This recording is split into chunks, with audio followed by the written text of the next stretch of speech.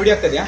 ಎಲ್ಲರಿಗೂ ನಮಸ್ತೆ. ಸೊಕ್ಕೆ ಗ್ರಾಮ ಪಂಚಾಯತಿಗೆ ಸಂಬಂಧಪಟ್ಟಂತೆ ನಮ್ಮ ಅವರು ಪ್ರಶಾಂತ್ ಸರ್ ಅವರು ಈಗ ಬಂದು ಒಂದು ಮಾಹಿತಿ ಕೊಟ್ಟಿದ್ದಾರೆ. ಆ ಮಾಹಿತಿನ ನಿಮಗೆ ತಿಳಿಸ್ಬೇಕು. ಮತ್ತು ನಿಮಗೆ ಇದನ್ನ ಯಾಕೆ ತಿಳಿಸ್ಬೇಕು ಅಂದರೆ ನಿಮ್ಮ ಗಮನಕ್ಕೆ ತರದಲ್ಲೇ ನಾವೇನು ಮಾಡೋಂಗಿಲ್ಲ. ನಾನೊಬ್ಬ ಗ್ರಾಮ ಪಂಚಾಯತಿ ಸದಸ್ಯನಾಗಿ ಆ ವಿಷಯ ನಿಮಗೆ ತಿಳಿಸ್ತಾ ಇದ್ದೀನಿ. ಪ್ರಶಾಂತ್ ಸರ್ ಇದನ್ನು ತಿಳಿಸ್ತಾರೆ. ಸರ್ ಹೇಳ್ತೀವಿ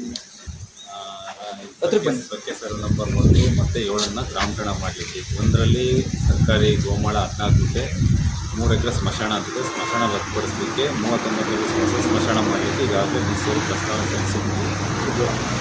ಸಲ್ಲಿಸಿದ್ದೀವಿ. ಈಗ ದೊಡ್ಡಲ್ಲಿ ಮನೆಗಳಿದ್ದಾವೆ ಮತ್ತು ಈಗ ಇದರಲ್ಲಿ ಸರ್ ನಂಬರ್ 1ರಲ್ಲಿ ಮನೆಗಳಿದ್ದಾವೆ. ಅವನ್ನ ಗ್ರಾಮ ಠಾಣ ಸರ್ಕಾರ ನಿರ್ದೇಶನದಂತೆ ನಾವು ಕಂದಾಯ ಉಪಗ್ರಾಮ ಮಾಡಿ ಗ್ರಾಮ ಠಾಣ ಪರಿವರ್ತನೆ ಮಾಡಿ ಅವರಿಗೆಲ್ಲ ಹಕ್ಕುಪತ್ರ ಕೊಡ್ತೀವಿ. ಹೀಗಾಗಿ ನಾವು ಗ್ರಾಮ ಪಂಚಾಯತಿ ಮಾಜರ್ ಮಾಡ್ಕೊಂಡು ಗ್ರಾಮ ಪಂಚಾಯತಿ PDO ಸೈನಿಗೆ ಮತ್ತು ಗ್ರಾಮ ಪಂಚಾಯತಿ ಅಧ್ಯಕ್ಷರು ತಿಳಿಸ್ಲಿಕ್ಕೆ ಬಂದಿದ್ದೀವಿ. ಗ್ರಾಮ ಠಾಣ ಮಾಡ್ತಿದ್ದೀವಿ ಸರ್ವೆ ನಂಬರ್ 3 ಮತ್ತು 7. ವಿಷಯ ಗೊತ್ತಾಯ್ತಲ್ಲ. ಈಗ ಸರ್ವೆ ನಂಬರ್ 1ರಲ್ಲಿ ಗೋಮಾಳ ಇದ್ದಿದ್ದನ್ನು ಗ್ರಾಮ ಠಾಣವಾಗಿ ಅಂದರೆ ಸೊಕ್ಕೆ ಉಪಗ್ರಾಮ ಹೊಸ ಬಡಾವಣೆ ಅಂತ ಮಾಡೋದು. ಮತ್ತು 7ರಲ್ಲಿ ಗುಂಟೋಪಿದೆಯಲ್ಲ, ಅದರಲ್ಲೂ ಕೂಡ ಇರೋಂಥ ಮನೆಗಳಲ್ಲಿ 70 ಅದನ್ನು ಕೂಡ ಗ್ರಾಮ ಠಾಣವಾಗಿ ಮಾಡೋದು.